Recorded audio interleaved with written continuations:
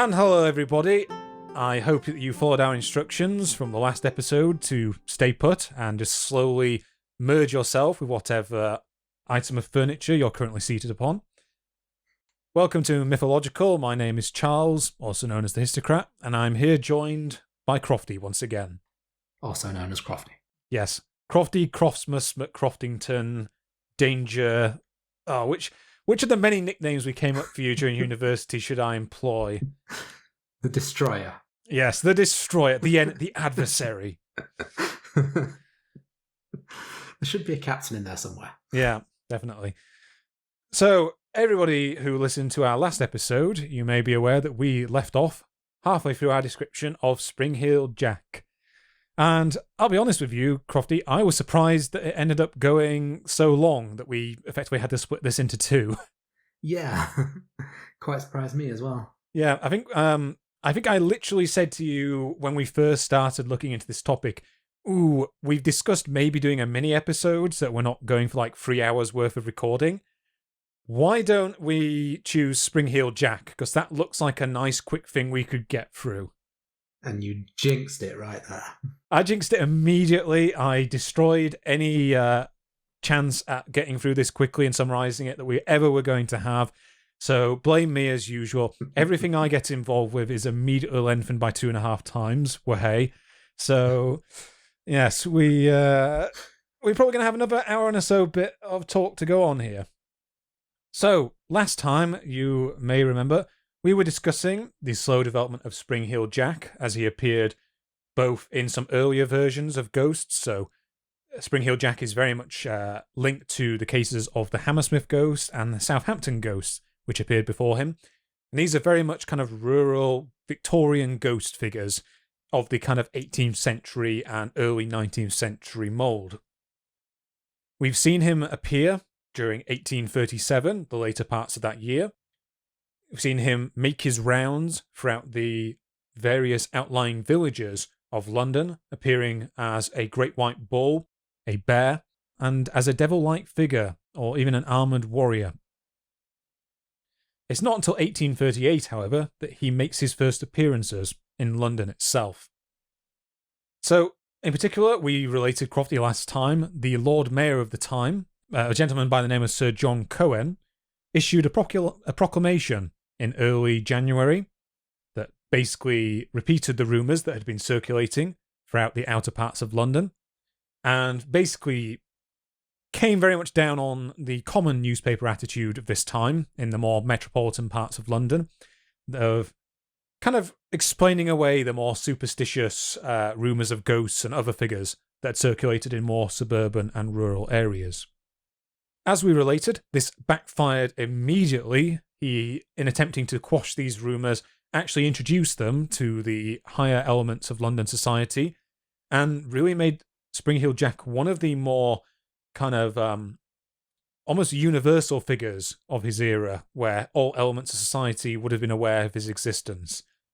And over the next month, he was increasingly reported upon in the press, and eventually we come to the first signs of a real investigation. Everything up until that point had just been rumour-mongering, second-hand accounts. We have no first-hand witnesses of repute, really, to go on.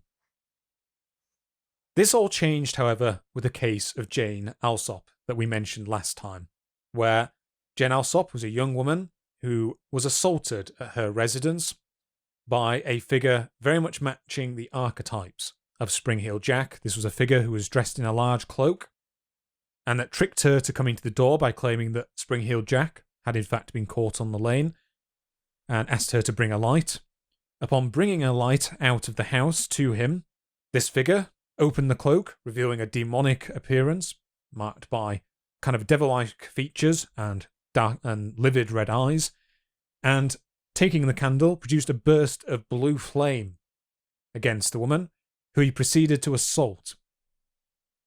So where we laid off last time was the resulting police investigation of this incident, which was both conducted by the Metropolitan Police and by the local Lambeth Street Police that Jane, her sisters and her father reported the incident to, have apprehended 2 potential suspects in this case, individuals by the name of Payne, who was a local bricklayer, and a carpenter by the name of Milbank.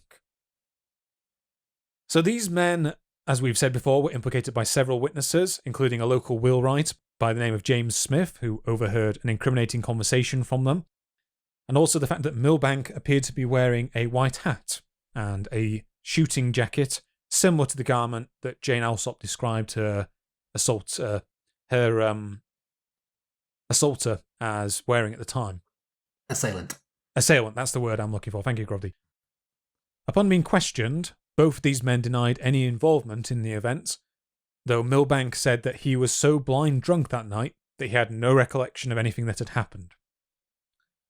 So the police went back to Jane Alsop and her sisters with this information. However, according to Jane and her sisters, the man who assaulted her was definitely not drunk. So that's a major problem with this investigation, Crofty, immediately. Yeah. It could well be that the claim of being drunk was essentially an attempt to get off the charge by diminished responsibility. And it very much worked for him if that was the plan.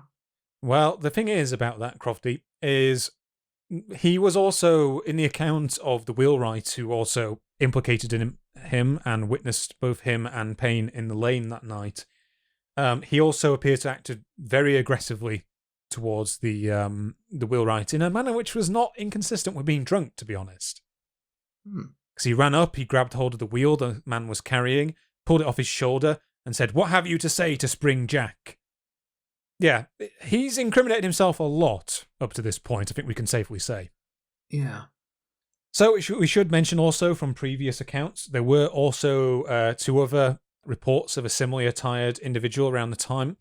Neither of these really got the same newspaper press, however, so we're going to focus on the Alsop case going forward. So this uncertainty cast by the testimony of Jane Alsop results in a third investigation by the Lambeth Street magistrates. They felt that there was enough to this case really to call another investigation, and despite having the goal of clarifying the situation, this investigation muddles the waters much further. So this third investigation produces another witness, which is a shoemaker by the name of Richardson, who happened to be in the lane around the same time. So according to him, not only had he seen Payne and Milbank that night, but he had seen 2 other suspects in the lane. First of these suspects was a young boy, and the second of these suspects was a young man in a cloak, who he claims said something about Spring-Heeled Jack being in the lane. And he points out that this was said in like a joking manner. So that confuses things a lot further now, doesn't it, Crofty? Yeah, it really does. But don't worry, things can always get more confusing. Yay. So not only did Richardson and Smith, not only were they both adamant their version of events was the correct one, another witness was found who identified Richardson's man in the cloak, the young man in the cloak, as an individual named only Fox. They managed to find this man, and upon a questioning, he admitted, "Yes, I was in the lane with a boy at that time, but I wasn't wearing a cloak." Curious. So the investigation falls apart. They tried. Yeah, there are like various. They like the man at the time who was in charge of the investigation, which was what was his name, James Lee. He appears to have continued on with the case for a little distance, but there's no real newspaper developments from this point onwards, and it seems like the 2, all 4 of these suspects got away essentially. I mean, it's impressive that they carried the investigation on this long. Because like I said before, when you said about the Lucy Scales attack being a drunken frolic, and that still being investigated, the attitudes at the time, I would have expected that once an attack on a woman had been deemed a drunken frolic, they would say, "Oh, fair enough, we'll leave it then." And just let the man get away with it. But they did carry on and be as thorough as they could be, by the sound of it. Yeah, I mean, as we mentioned in the previous episode, James Lee was a solid detective by the era's standards. He'd solved like a very notorious murder previously, and some of the statements he made, like he did like investigate a possible scientific explanation for the blue flame effect that the culprit had produced, that it would have been produced through a mixture of spirits. And this was very much taken up by the press as proof that, like, this is very much, as you say, someone playing pranks, basically. Yeah. So it was a good investigation by the standards of the day, I think we should say. The climax of the investigation really matches kind of the peak of public interest in Spring-Heeled Jack around this time in the papers. And when these crimes are being reported, Crofty, what do you sometimes also get going on? Mass hysteria and press attention. Yep, that's one thing. What might other people be induced to do? Copycat crimes. Yeah, that's the one. This is so. In addition to these, what they're kind of called considered almost the canonical events associated with Spring-Heeled Jack in London, there are a number of kind of imitators who were caught around the time. So I'd have like some Cliff Notes versions of these because I didn't want to get too bogged down in them. But so on either the 28th of February, which I believe is the same day that Lucy Scale was assaulted. This was the one of the other two incidents with Spring-Heeled Jack we discussed in the last episode. A man who is described as well-dressed arrived at the White Lion pub in Vere Street, where he calmly informed the landlord that he was Spring-Heeled Jack. He then drew what's described as a protector, so meaning a club, and attempted to attack her, but missed. I couldn't find any more details as to what the consequences were to that, unfortunately. Around the same time as that, a man in a cloak in Lincoln's Inn Fields is reported to have attacked a woman and slapped her around the face. In Islington, a blacksmith by the name of James Priest was also arrested for assaulting several women and was sentenced to 3 months hard labour.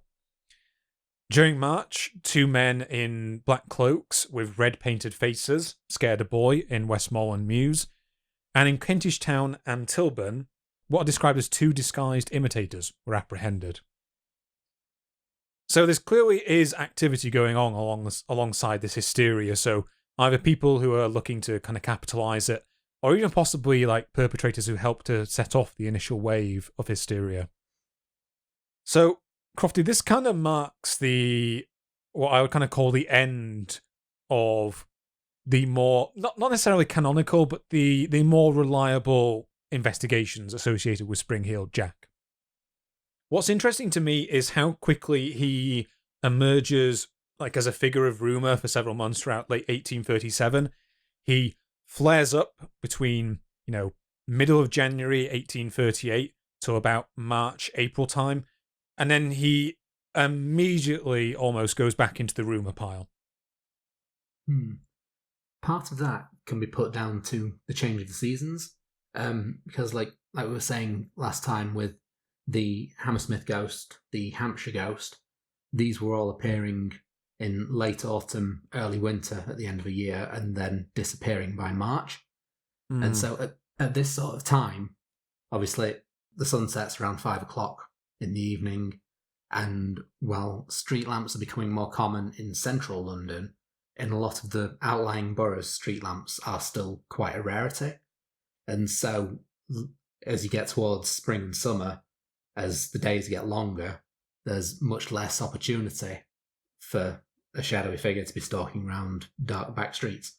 Yeah, I mean, as you say, around this time, I looked this up, and most main streets in London would have had gas lighting by this point.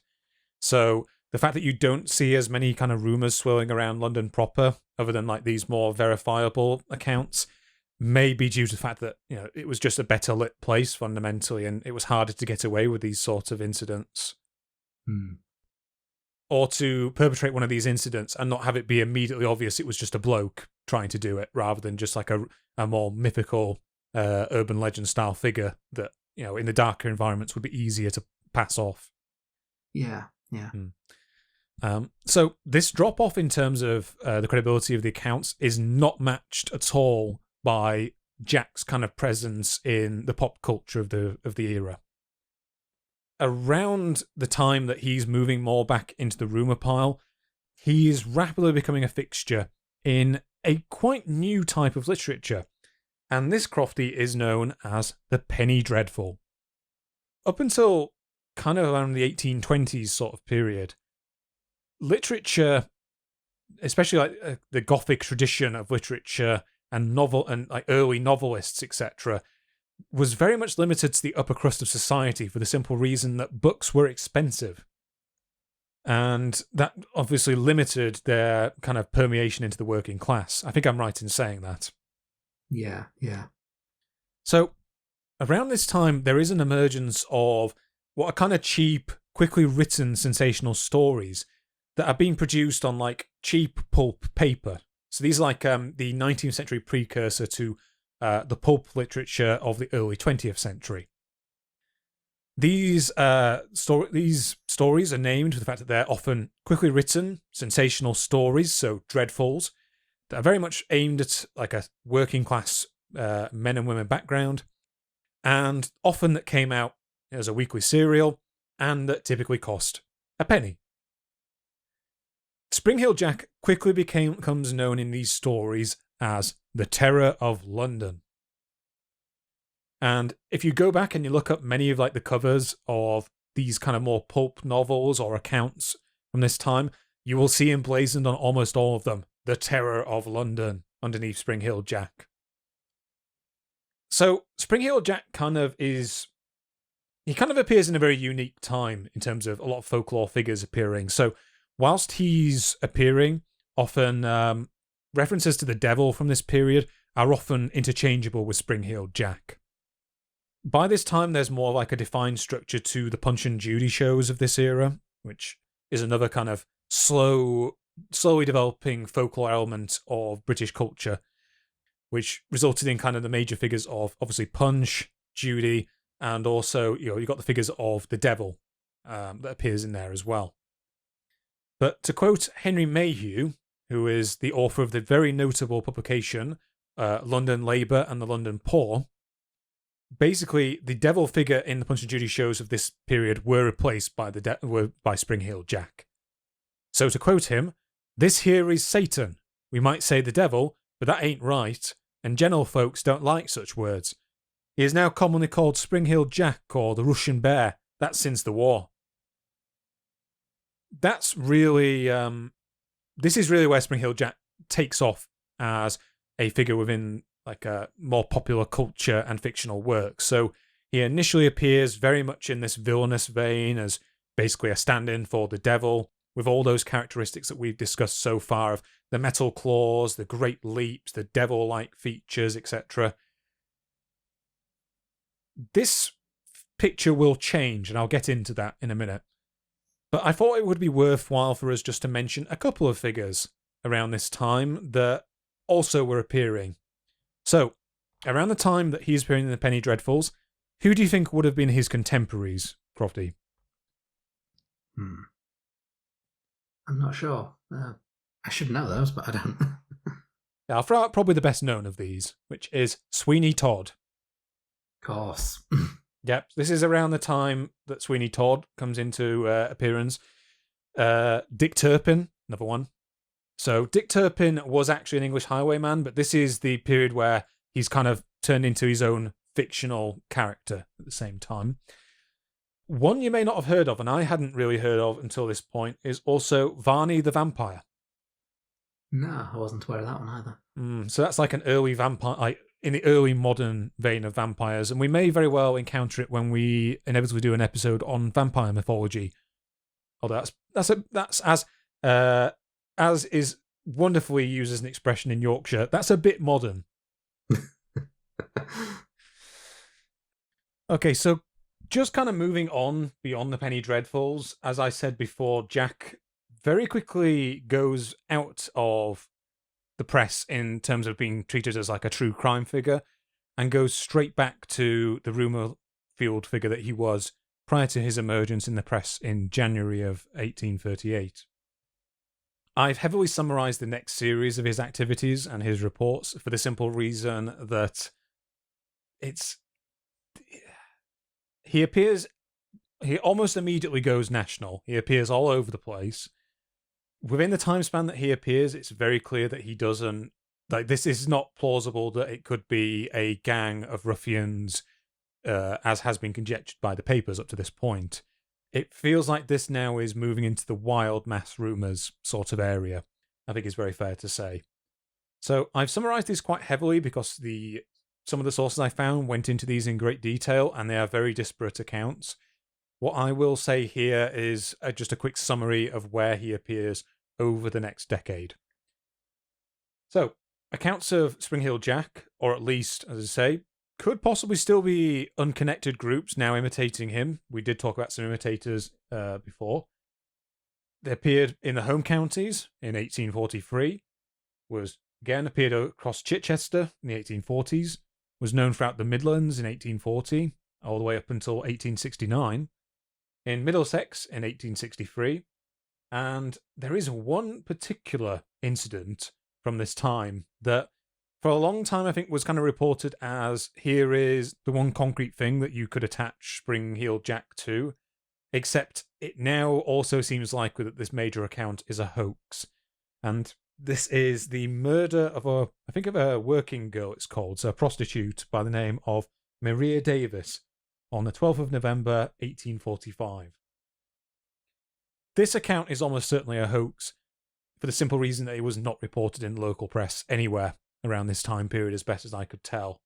The account was that a working woman by that name was crossing a bridge when she was ambushed by Spring Heel Jack. He did his characteristic blowing of flame in her face, and then he hurled her off the bridge to her death. So that is that account, kind of in a nutshell. Very different from previous Spring Heel Jack accounts in the manner of his violence, I guess. Actually throwing someone off a bridge. That's a new one. Yeah, it's kind of an escalation. I mean, it's beyond many of the imitators that we've seen so far, but, you know, maybe those imitators just didn't have access to a bridge. That's definitely what's happening here. Okay, these sorts of accounts linger on for the next couple of decades.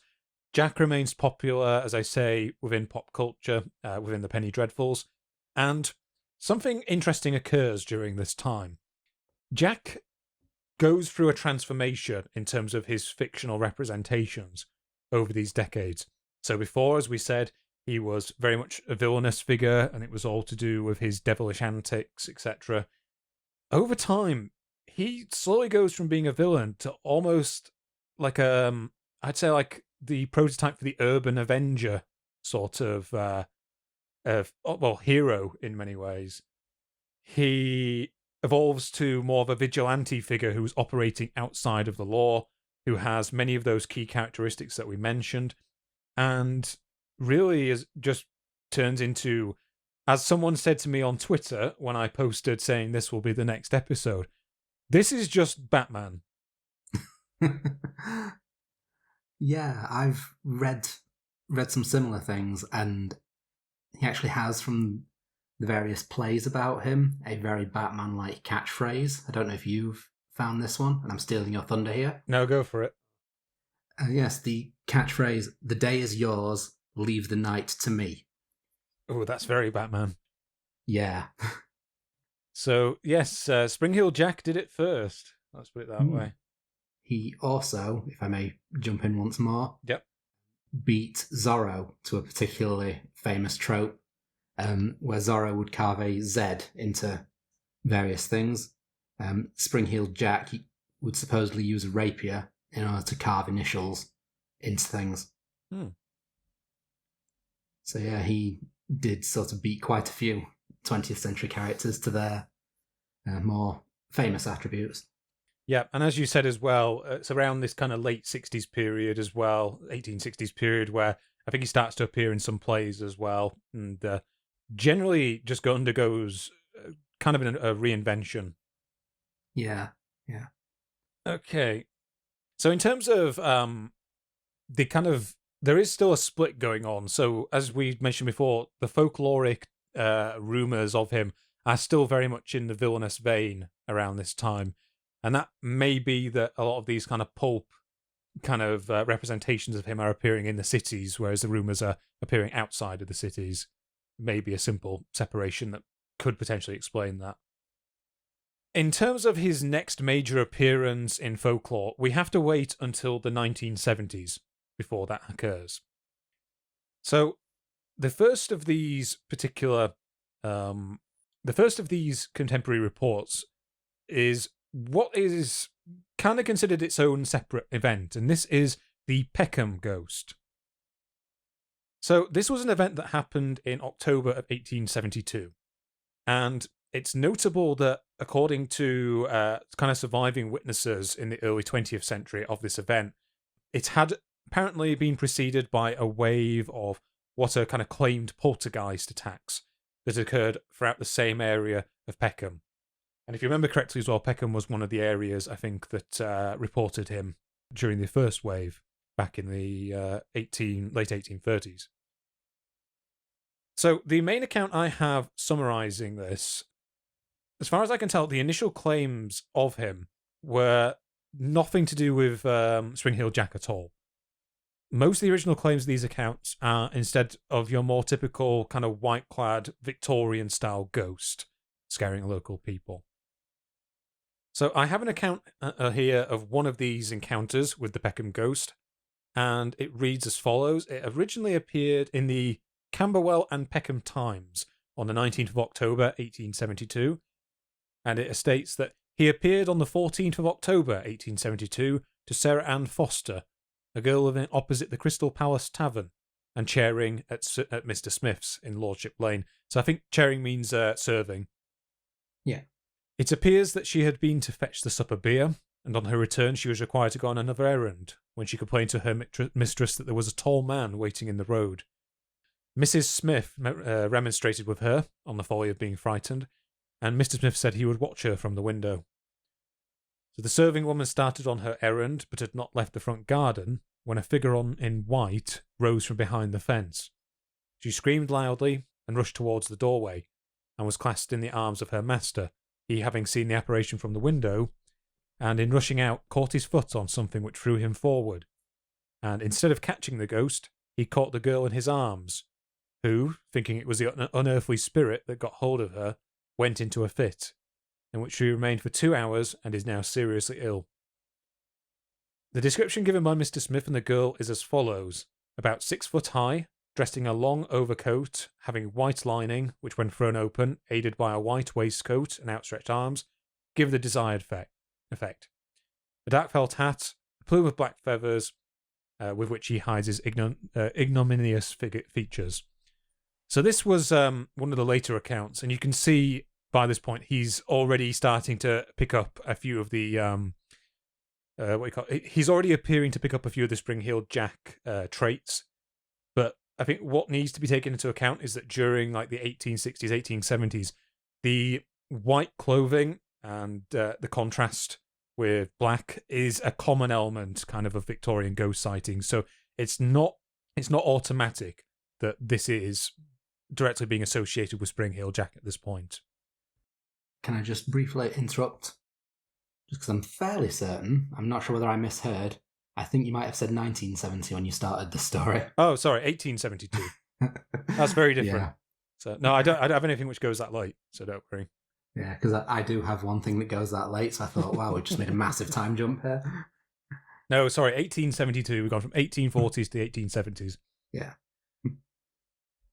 Sorry, carry on. Yeah. So the thing about the accounts is none of them really mention Spring-Heeled Jack in any great detail. The majority just call him the Peckham Ghost. What's more is very few of the other characteristics associated with Spring-Heeled Jack appear in any of these stories. There are like 2 or 3 accounts that do include a very small amount of Spring-Heeled Jack's associated iconography, but it's mostly incidental. Or alternatively, it's also reported by unreliable witnesses. So one of these witnesses was provided by a figure known only by the name of George, and he reported that he had been chased by a 7-foot-tall figure with its face in a blaze. But the newspaper accounts of that time are very much, equivocal that he was considered a very unreliable witness. Like, he's considered like homeless and all sorts of stuff. So that's, again, slightly dubious. Around the same time, a group of navies also claimed to have chased a white-clad ghost on one occasion, but claimed that they had lost him when he jumped over a 6-foot-high fence. So that's a little closer to Spring-Heeled Jack. And then the final of these accounts was by one J.H.R. Davidson. I couldn't find out what J.H.R. or G.H.R. stood for. This is a man who wrote to the editor of the Camberwell and Peckham Times. He relates that on the 6th of November, while returning from a friend's house at Brixton Hill last evening, I was accosted by that malproper fellow, the ghost. I had just arrived at the point in Herne Hill Road where the footpath runs from the side of St. Paul's into Half Moon Lane, when the figure came forth from beside the stile. I confess I was momentarily frightened, but steadily recovering my presence of mind, was on the point of making an onslaught with my umbrella, when the object turned sharp round, and clearing the low railings at a bound, made off across the country. Being now over 40, it was useless speaking of pursuit, but I, however, satisfied myself that he is clad in a black suit, which by some means he transposes into white when needful. He also has spring-heeled or Indiana rubber-soled boots, for no man living could leap so lightly, and might I say, fly across the ground in the manner that he did last night. Yeah, again, a lot in common with Spring-Heeled Jack in that particular account. It should be mentioned as well that the ability of being dressed in a black suit that can be transposed into white when needed is also a common thread for Spring-Heeled Jack during this period in his various popular culture representations. So that may be where this element's actually coming from. Yeah, perhaps sort of a continuation of the idea of him having sort of phosphorescent glow from something in his outfit, so a dark outfit that when he throws open glows with light, sort of evolving into a black outfit that turns white when needed. The interesting thing about the Peckham Ghost is there was actually a potential culprit arrested. So towards the end of November, a man by the name of Joseph Monday was arrested on suspicion of having perpetrated these various incidents. Now, this is a bit of a problem, because this man was described as being of middle stature, brawny, and as having a faint twitch, but otherwise being smarter than he appeared. The thing is, he was 43 years old, and, as he said, quite brawny. You know, the authorities at the time noted that he was not, particularly speedy when trying to evade them. So, the reason he was arrested was that a 12-year-old child by the name of Matilda Ayers reported that she had been erupted whilst disposing of some rabbit offal by him. And apparently he'd come up to her, spread his arm wide to reveal that his black cloak was lined with a white material, and made a queer booing noise with his mouth. I'm saying it like that because that's how it was written in the account. Yeah. Yeah. There were a few problems with him as a culprit. The basic problem was that he didn't particularly match the descriptions that people had given so far in these other accounts. He did admit that he had done that initial deed that he was accused of by Matilda Ayers, and he basically had to pay, a good behaviour bond, like a surety of £10, which again, 1870s, that's a lot of money. Yeah, that's debt for like half a year or something. But as a correspondent for the Times at the time remarked, did this middle-aged, not especially tall man, a clodhopper who could not run the length of a street without being captured, much resemble the tall and remarkably agile ghost of earlier reports? So there were some further reports of ghostly apparitions for a short while, but then things kind of petered out in December. So, in addition to this, 1873 also saw a similar incident, not in Peckham, which I have to say is down in London. This one took place in Sheffield. Yay, Sheffield. Yeah, up in Crofty's neck of the woods. I wonder if he stopped to get any endos. Yeah, so this again, I haven't gone as much into this because this is very much, again, your classical ghost that was reported who was a man in a white sheet, and all the contemporary local accounts basically describe him as that. None of the local accounts at any point identify him as Spring-Heeled Jack, and it's only, decades later that people in this area began to associate him with Spring-Heeled Jack. So I haven't really gone into that one particularly as a result. Yeah. But that's the Park Ghost, if anyone wants to look it up. And then we finally reach probably the most dramatic event associated with Spring-Heeled Jack in the 1870s. And this is one of the ones which is probably most represented in the various images you might find of him when you look him up. And this is the escapades of Spring-Heeled Jack in the 1870s at Aldershot, which was one of the major camps of the British Army at the time. So, in March of 1877, rumours began to emerge amongst the camp that a strange figure was terrorising the guard sentries of the camp on an evening. So the main source of these rumours is dubious, to say the least. This is a paper by the name of the Illustrated Police News. So this paper is very easy to plop into the category of sensationalist. It was an early tabloid paper, so anyone who's outside the UK, that means like a smaller paper than a normal broadsheet paper that was generally considered to be pitched at more of a working class background, at least in this time period. And the main fare of this paper was really lurid crimes based around the police reports, usually illustrated with just the most gruesome scenes they could find. Well, I did read a little bit into it, and it was also known for being really heavily xenophobic, and it's probably best known for being one of the big sources to really sensationalize the Whitechapel murders in the 1880s. So that's kind of its claim to fame. It's going to be used, I'm going to be citing it here for a bunch of the stories, but I just wanted to get in ahead that this is a really dubious source. It claims a lot of stuff that doesn't show up anywhere else, let's put it that way. So throughout 1877, the Police News featured Spring-Heeled Jack on its cover 3 different times, although it should be noted that the first 2 times he was still depicted just as a typical ghost in a sheet. Now, around the same sort of time that they were claiming that there was rumours of his appearance, there is a more contemporary account, or a more reliable contemporary account, that comes from a rather long-named publication called Sheldrake's Aldershot and Sandhurst Military Gazette. This came out on the 17th of March, 1877, and contained the following account. Quote, "Someone or other appears to have made up his mind to play some rather questionable pranks with the sentries at this camp while on night duty. About a week ago, it appears, but we do not vouch for the correctness of the story, a sentry was on duty at the North Camp, and at about midnight someone came towards him who refused to answer to the usual challenge of, 'Who comes there?'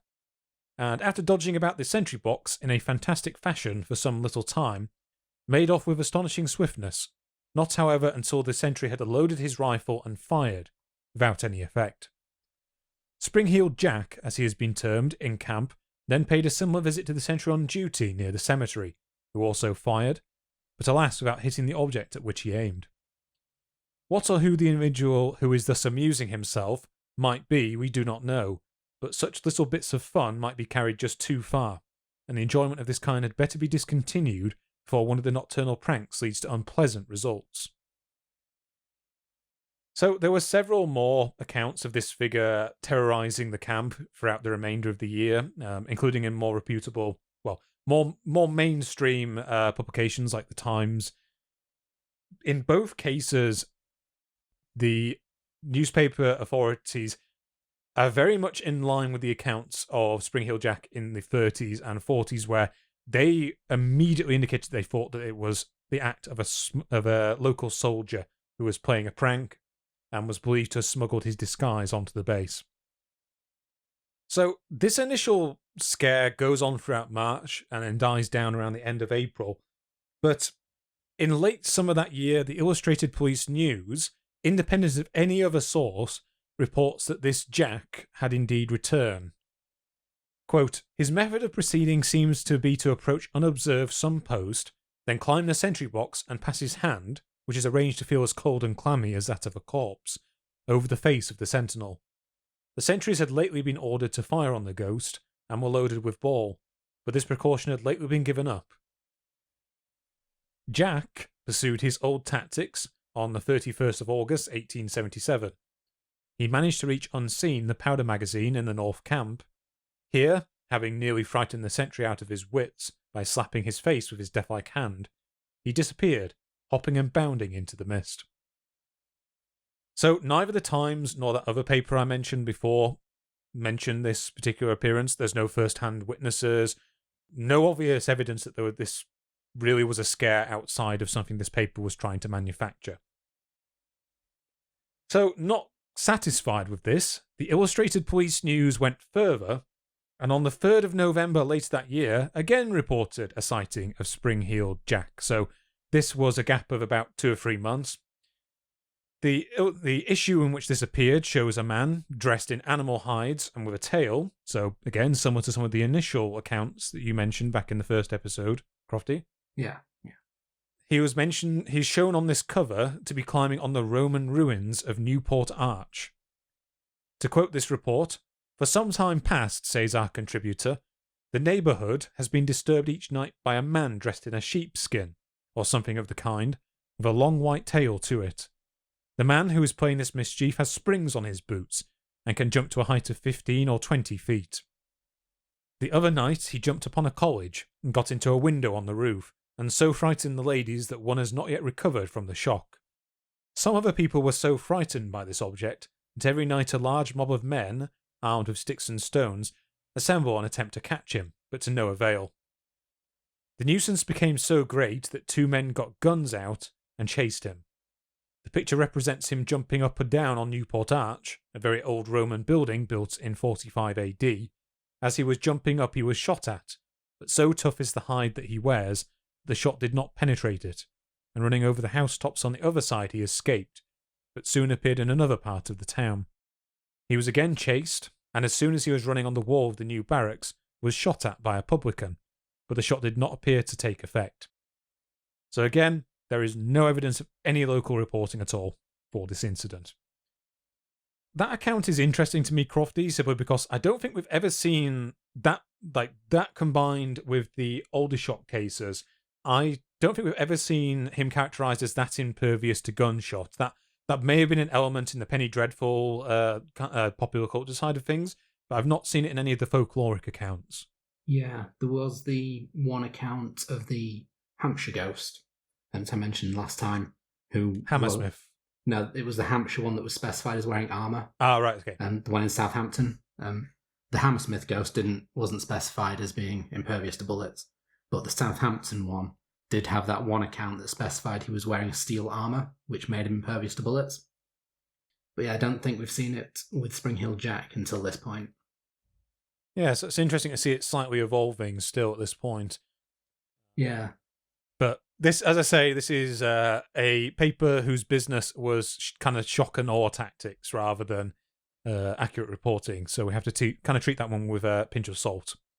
Yeah, and especially when one of the accounts has him actually getting into the magazine of a army base. That's the sort of thing that there should be official records on, because it's technically an act of war, isn't it? Breaking into an armoury. If the local regimental paper isn't reporting it, then I am not inclined to believe their account, quite frankly. So there is actually a bit of a follow-up to the Aldershot case, if I find my source here. There is actually further reporting of later incidents involving the military unit being pestered by this figure. What seems to have been the case? So we mentioned before that the Times believed it was one of the soldiers. When the actual battalion that was stationed there moved from Aldershot down to Colchester later in the year, these accounts continued. There was more accounts of Spring-Heeled Jack. And by the time it gets to December, the great account that I saw of it was that, quote, the prankster's invulnerability to injury finally ran out. what happened was that in December of 1878, the prankster was bayoneted in the leg by a sentry and was actually then revealed to be a subaltern officer. As we say, it was suggested by one of the publications at the time, the Ipswich Journal, that this was probably a group of officers, but he was probably the only one of them to actually get caught. So they're still sticking to this idea that it's a group of people always behind it, aren't they? Yeah. Yeah. Over the next couple of decades, more kind of minor accounts continue to trickle in a little bit. There is one particular major account, and that takes place in Liverpool. And I'm going to mention it for the simple reason that we're going to be coming back to that before the end. So in autumn of 1888, at Everton in Liverpool, we get this quote, which came from a later historical book. This is not a contemporary account. This came from Liverpool Colonnade, which is the name of the book. And, quote, "He was said to have been seen springing from the top of the reservoir in High Park Street and was jumping over high garden walls in the neighbourhood of St. Michael's in the hamlet. He was even reported from as far afield as the vicinity of Childwall Abbey. An elderly man, still living," so this is like the 1960s, I think, when this was reported. So an elderly man, still living, has also told how on one night in 1888, when he and a number of his fellow members of Everton St. Francis Xavier's Boys Guild were playing in the schoolroom, someone came rushing in with the news that the dread Spring-Heeled Jack was in Shaw Street. Out into Hague Street ran the boys, and up William Henry Street. When, however, they reached Shaw Street, they saw no sign of the weird creature, although an excited crowd told them he was crouched on the steeple of a nearby church. Outside of this little snippet of an account, it's a little dubious because it's obviously reported well after the fact by someone who is effectively a second-hand witness. There are a few more accounts that appear up just steadily, kind of from the folklore side, in the local newspapers in England. There's some reports in like southern Wales during the 1880s as well. And, from the 1870s kind of onwards, he again reappears in serials based largely on the Alshot incident as well. Seems to have revived his popularity there. Crofty, we're now in 1888, as I just said, that last appearance was. Do you want to say what happened in late 1888? Oh, the Whitechapel murders. Yep. So a much more famous Jack, in the form of Jack the Ripper, appears from, I think, 1888 to 1890, maybe even 91, from my very casual remembrance of the cases. Obviously, these cases very much took the popular imagination, and some of these sources that I've been reading have basically said this essentially is what did in Spring-Heeled Jack as such a prominent figure in kind of popular culture. The kind of penny dreadful culture was drying up a bit more by this point, up until the early 20th century. And unfortunately, it kind of seems that the public only really had room for one Jack in their popular culture. Yeah, and they picked the more gruesome of the two. Yeah. As I say, the Illustrated Police News was heavily involved in promoting the salacious aspects of that. But, as I say, Jack the Ripper is very much outside of our purview as a mythology kind of folklore channel, I would say. Yeah. We'll leave that one really where it is for the moment. So it's after this point that Spring-Heeled Jack, as I say, declines as a character of interest. So one of the last major serials written about him, which is called the Spring-Heeled Jack Library, managed to last for about 12 issues before it went, it wrapped up, because it just kind of seems like his commercial appeal was waning towards the end of the 19th century. And the last commonly cited incident involving Spring-Heeled Jack occurs in 1904. This again occurred in Everton, as I mentioned in the previous account just then. To quote the News of the World from the 25th of September, 1904. Wow, remember the News of the World, Crofty? Yeah, I remember that. Yeah, this is pre-phone hacking. A little bit. Yeah. So here's what the quote says. It says, "Everton, Liverpool, is scared by the singular antics of a ghost, to whom the name of Spring-Heeled Jack has been given, because of the facility with which he has escaped by huge springs all attempts of his would-be captors to arrest him. William Henry Street is the scene of his exploits, and crowds of people assemble nightly to see them, but only a few have done so yet, and Jack is evidently shy. He is said to pay particular attention to ladies. So far, the police have not arrested him, their sprinting powers being inferior. So, yeah, firmly tongue-in-cheek there, shall we say. Yeah. Notably, William Henry Street was where he was reported in the first incident as well, I think is worth saying. There is a potential explanation for this association of Spring Heel Jack with this event, which, by all kind of accounts, particularly in an account that was later written by the Star newspaper, he may have originally just been invoked because, he's a general ghostly character, and there was also the 1888 appearance. What was actually apparently happening was that there was there was an outbreak of like a supposed poltergeist in the area.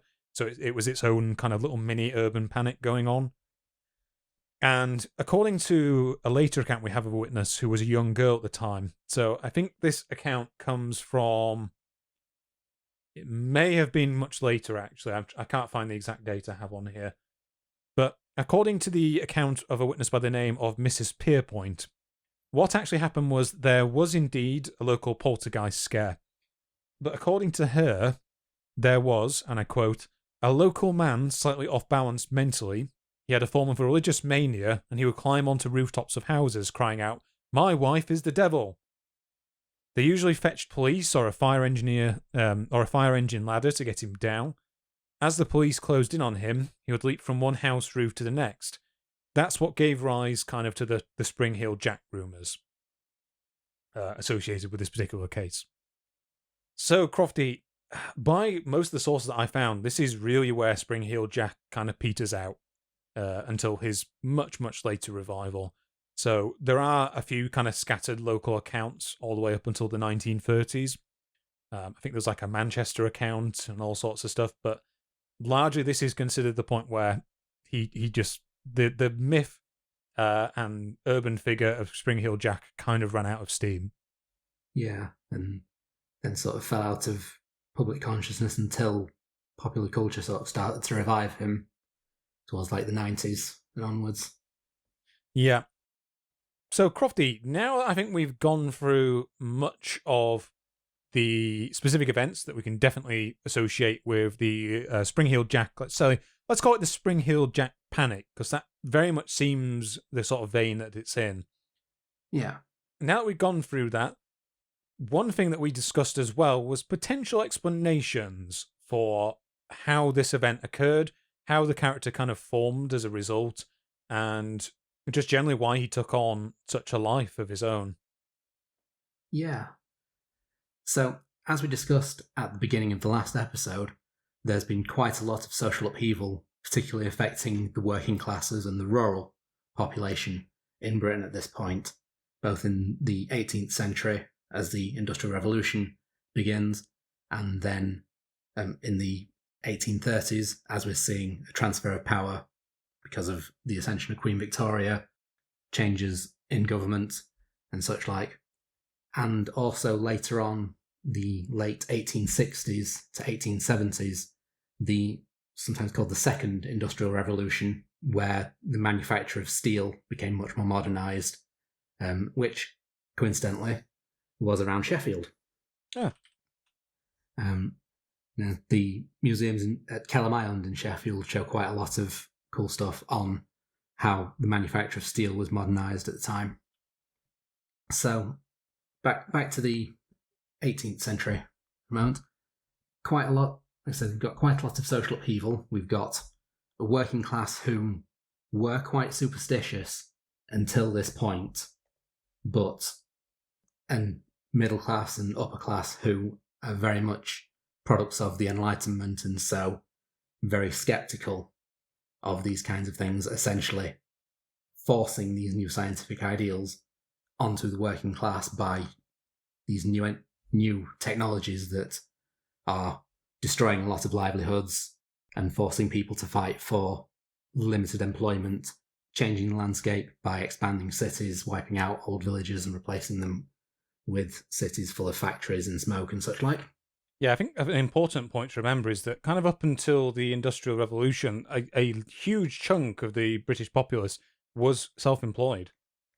Yes, that's it. A lot of people were either self-employed farmers or people such as weavers and spinners were essentially self-employed, and then merchants would buy their goods and take them to the cities, whereas now life was becoming much more city-focused. Yeah, so you still had like raw products being made in the countryside, but now the manufacture of products was very much being taken over by the cities.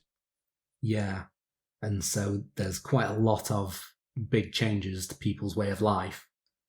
And as these changes in worldview, like I said in the previous episode, going from a more spiritualist worldview to a more mechanistic worldview becomes sort of imposed on your working class, the idea of them sort of hanging on to their superstitions and adapting their superstitions is potentially where the idea of these urban ghosts or prowling ghosts came from.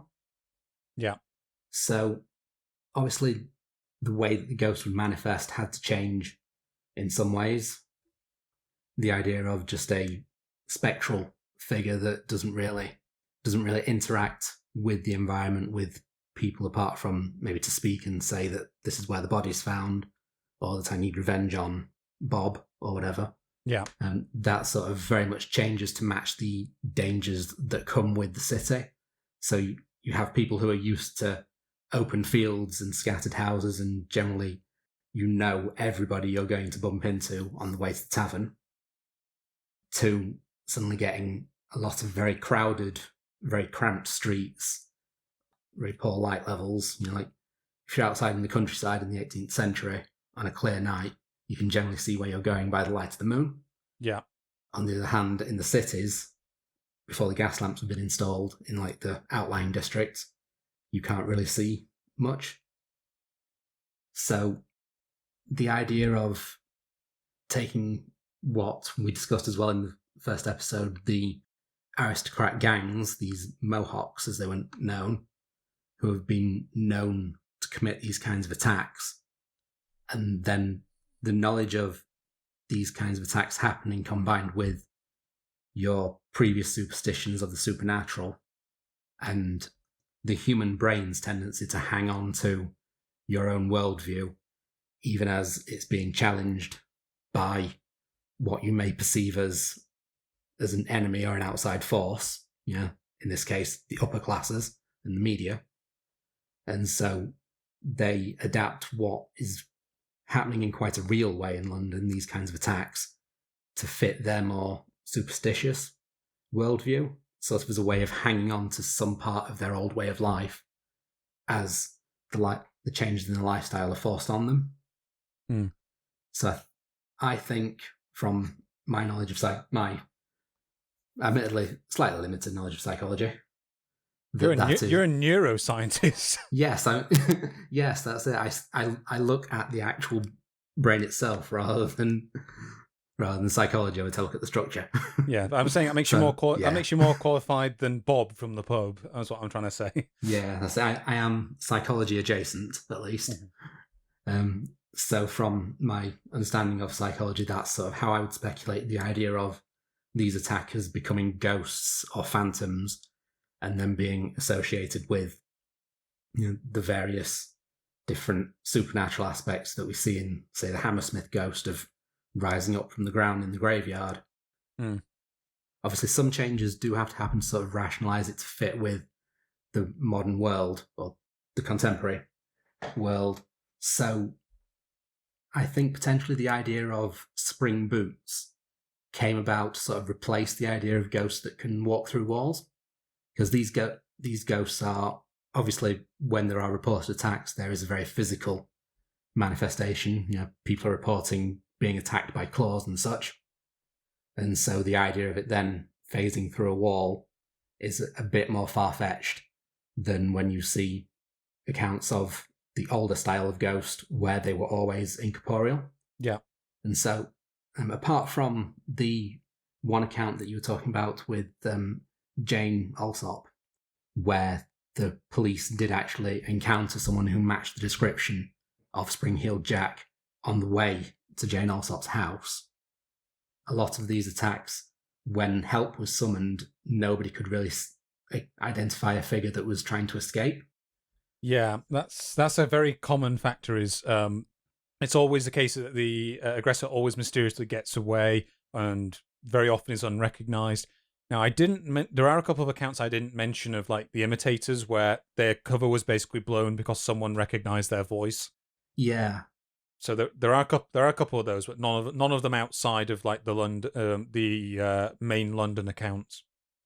That's it. And you get a few accounts of the Hammersmith ghost where people were seen running away and like discarding a sheet or something, and later on a person was identified, and they were then put down as imitators of the real ghost. Yeah. And so the idea of the spring-heeled aspect may have been sort of a way of rationalizing why no one saw a person running away for a lot of these instances, even if help arrived quite soon. Mm-hmm.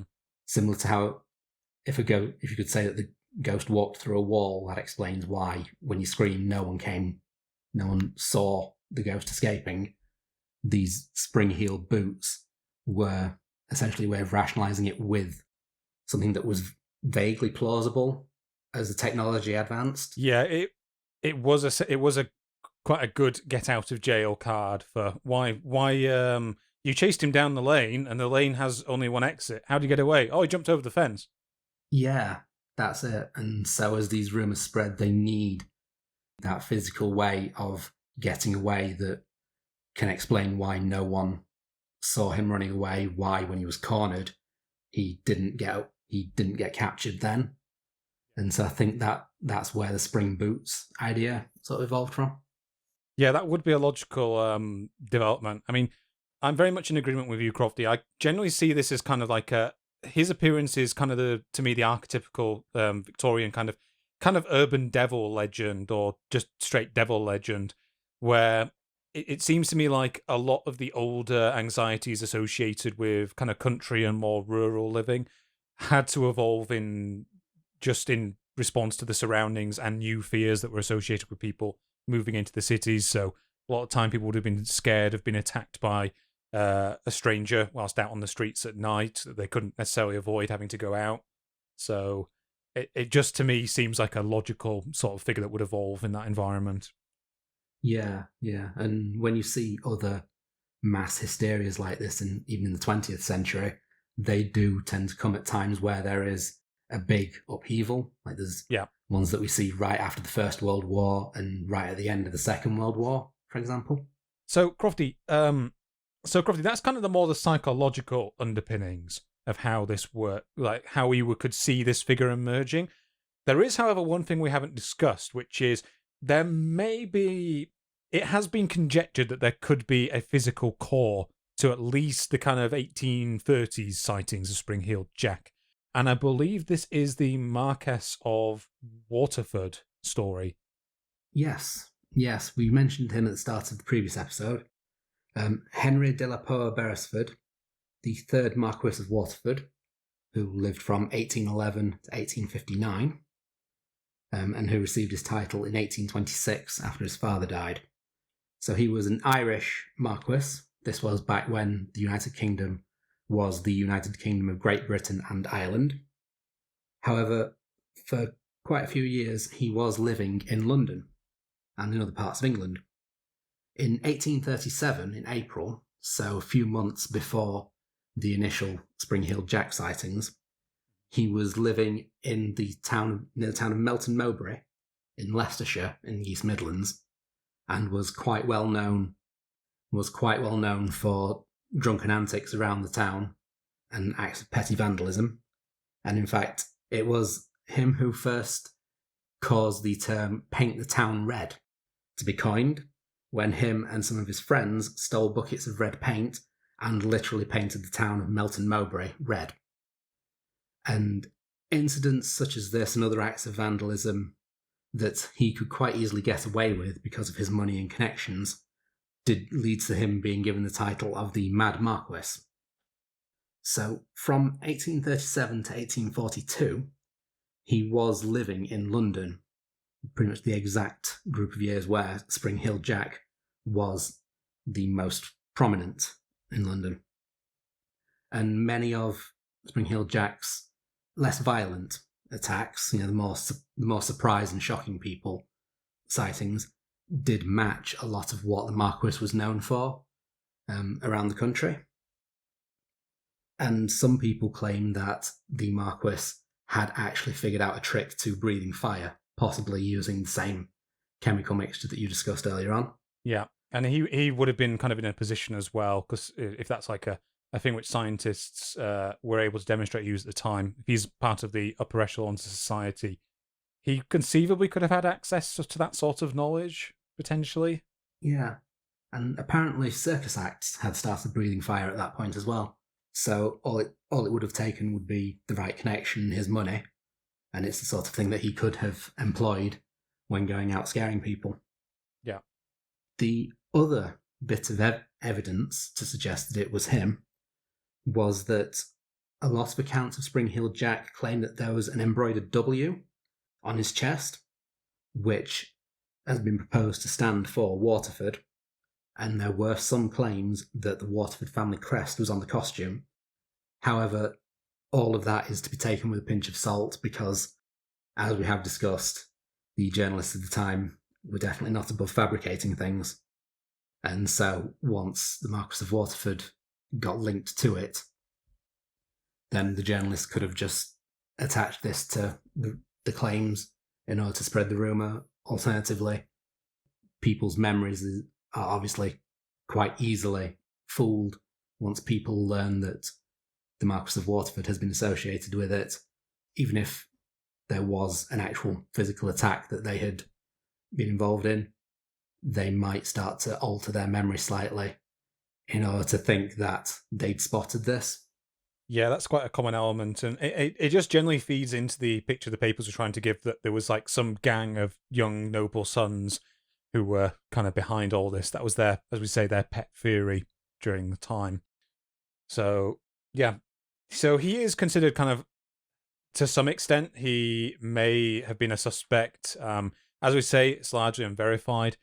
And it should be noted that he did settle down, apparently, in later life, I think after he got married. So a lot of his like riotous youth kind of is supposed to have dried up from that point onwards. And also, he died in 1859, and the character reappeared in the 1870s. Yeah. He also actually moved back to Ireland in 1842. Yeah, which actually, interestingly, is around the time that the original London... That's it. So it coincides with the originals, but the later ones he couldn't have been involved with. Yeah, I feel like one of the Jack the Ripper like theories where it's like, oh, this guy moved away right after it all stopped. Yeah, so anyway. Could be a coincidence. Could be that he was at least behind some of the attacks. Could be that the media stirred it up and that affected the rumours. And unfortunately, we just don't know. Yeah, we as with the later viewings of Spring-Heeled Jack, we kind of peter out there. So, Crofty, one thing I think we should note is that during his later stages, Spring-Heeled Jack kind of almost after he burned himself out in England, to some extent went international, not necessarily under the same names, but there are similar figures that appear elsewhere in the world. Yes, that's right. The one that I found out about when doing my research was Perak, the Spring Man of Prague. So he's most well known for being active in Czechoslovakia in 1942 when it was occupied by Germany, and supposedly attacked Gestapo or Czech collaborators in occupied Prague. Legend has it that he was an inventor who built a set of spring boots with which he was able to leap over rooftops and perform surprise attacks and rapid escapes. And so he became a symbol of the Czech resistance, and his name and image were commonly used in resistance graffiti. And reportedly, factory workers were quite reluctant to take on night shifts out of fear of him, which actually slowed German munitions production. So this bit of folklore did actually have an effect on the Second World War, even if it was only a small one. It's kind of like a remarkable kind of turnaround where he's almost like a folk hero in this scenario. Yeah, so quite fits with the Penny Dreadful version and the stage version from the late 19th century of Spring-Heeled Jack. Yeah, he's kind of the anti-Nazi Zorro at that point. Yeah, that's right. Although, much like that version of Spring-Heeled Jack, Perrack is also thought to have the same origin as a phantom attacker of the 19th century, although the only sources I could find on that were internet sources which do just state that he was known to attack people in Prague, roughly contemporarily with Spring-Heeled Jack. I've not really found any more reliable sources on that. Yeah. The other international figure that in some ways mimicked Spring-Heeled Jack is actually from 1981. Oh, right. The Mineral Point Vampire of the town of Mineral Point in Wisconsin. Yeah, I think I should just jump here, by the way, guys, and just say that the perception that vampire scares were 19th century and earlier, that's not true. Yeah. There are vampire scares in the Western world into the 20th century, into the second half of the 20th century, and that continue elsewhere in the world to this day. Yes, that's correct. And the Mineral Point Vampire does actually appear in 1981, in 2004, and supposedly, although this account doesn't have very many of the traits associated with it, in 2010.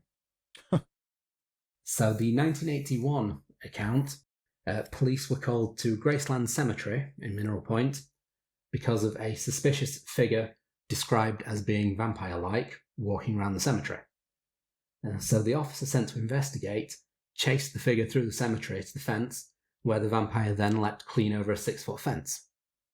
When the officer got back up to investigate the area, they found 2 sets of footprints leading up to the fence within the cemetery, so the officer and the person he was chasing, but on the other side of the fence they found no footprints.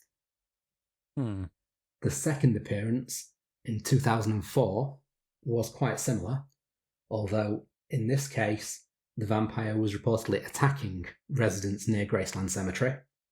And again, a police officer was called, he was chased through the cemetery, and he escaped the same way over the now rebuilt 10-foot fence.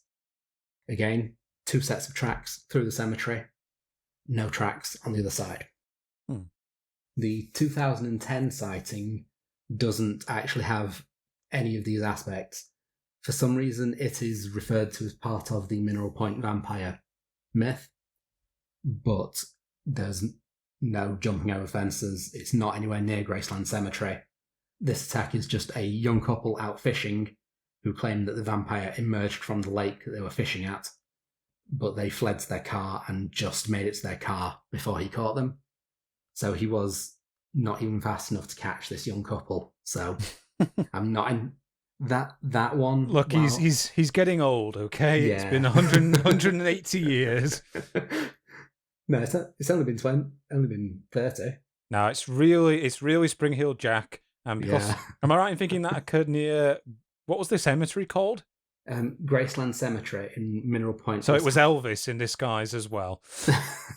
No, unfortunately not. There's quite a lot of Graceland cemeteries. Oh, what a wonderful coincidence that would have been as well. Yeah, I don't know why Elvis's house shares a name with so many cemeteries. Yeah, interesting. Yeah. So that's the last figure that resembles Spring-Heeled Jack. Paranormal writers have sort of grouped a lot of these figures into what they call the Phantom Attacker archetype. Yeah, I think we mentioned that earlier, yeah.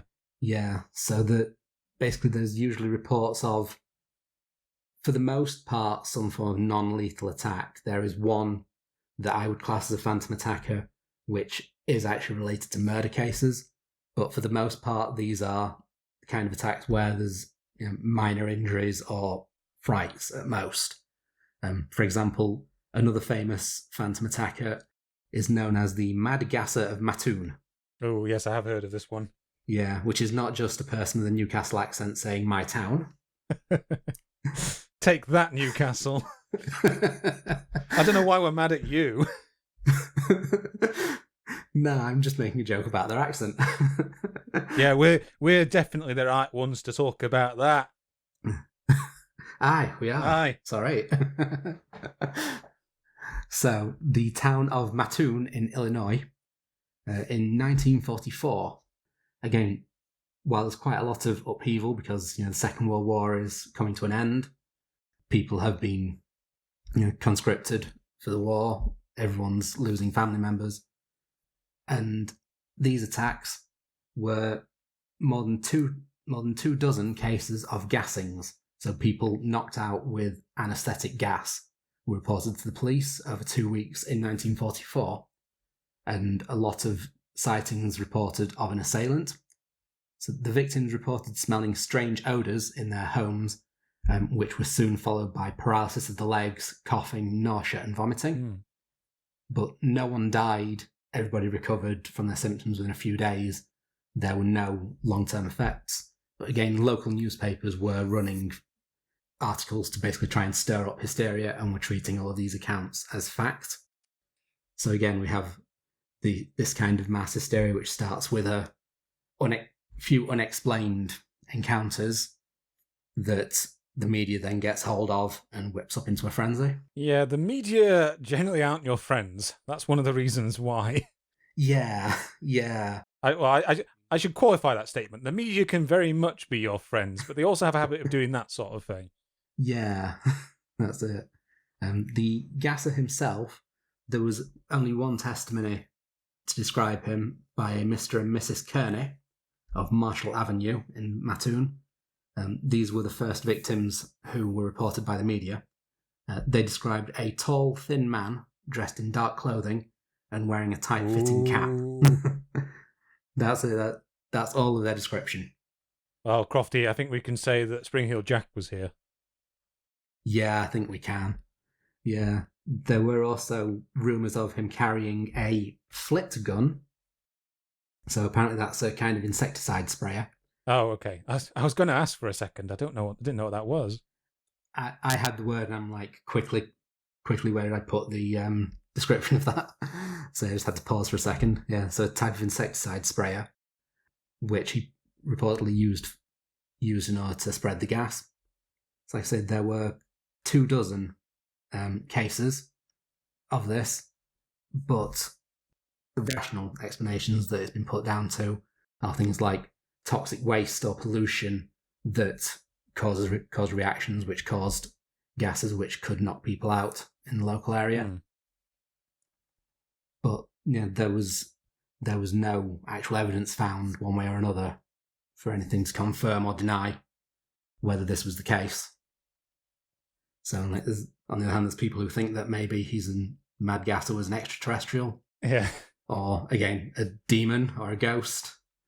And so there's a lot of skepticism over whether any of the events actually happened, or whether there were just a few cases of people hallucinating that then were blown out of proportion, and a lot of other fabricated accounts to go with it. Yeah, I think one thing that's kind of worth saying is, just to kind of piggyback off something you were saying there, Crofty, a lot of the sources I read from asserted that kind of from the 1960s onwards, Spring Heel Jack kind of got lumped in a bit with the kind of paranormal crowd. Yeah. Like the book, one of the books that I was using as reference, like I say, was by a paranormal writer whose introduction to the book stated that he ended up discussing it at a Mothman hunters convention, or a Mothman enthusiasts convention. Yeah, that's kind of a good fit, because Mothman kind of falls into the Phantom Attacker sort of mold a little bit as well. Yeah. From what I remember from reading about it as a teenager and watching the terrible Mothman film, I think it was terrible. I don't really remember, with Richard Gere. Anyway, so yeah, sorry. I just thought it's just interesting that he so clearly is not really of the paranormal side of things. He's very much in the Phantom Attacker archetype. That hasn't stopped a few characters from trying to lump him into that category as well. Yeah, I mean that's the thing, when you get to these kind of cryptids, paranormal beings, phantom attackers, the lines do get a bit blurred. Yeah. depends, I guess, on how far you want to believe. Whether if you believe the attacker is real but a human with new technology like spring boots, that's very different from them believing he's a demon who can leap this high and so on. And then you start to lump him in with Mothman, Bigfoot. Yeah. Right, Crofty, I think as our recording time now inches up towards the better part of 4 hours for these 2 episodes, maybe it is time that we kind of draw the curtain to a close on Spring-Heeled Jack. Yes, I think so. So, Crofty, I believe that the next episode is kind of your choice, and you did discuss it with me. I won't say anything about what the particular subject is yet. You guys will have to stay tuned to see what that's going to be. But I can promise for anyone, especially anyone who may have been annoyed that we've been really moving more into folklore for the last couple of episodes, this next one is going to be about as pure mythology gets. Yeah, we're going back to where it all started for me. Yeah, back to the beginning. Yeah, I'm excited. So, as I completely forgot to plug anything in the second episode after remembering to do it at the beginning of the first episode. Well done. Well done, mate. That's the sort of consistency you get on my channel. So, yeah.